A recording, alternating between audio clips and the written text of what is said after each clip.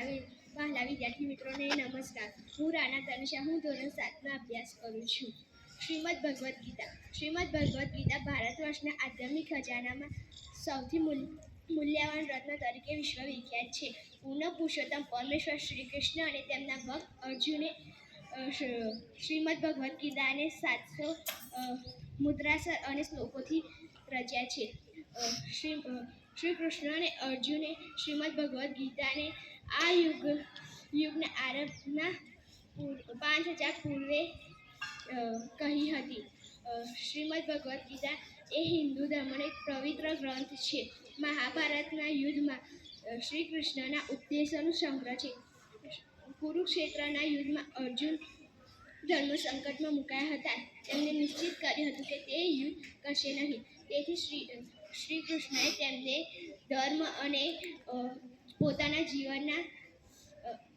જીવન માટે ઉપદેશો આપ્યા હતા. શ્રીમદ ભગવદ્ ગીતા એક માત્ર ગ્રંથ જ નથી, પરંતુ તેમાં પોતાના જીવનના દર્શન કરી શકાય છે.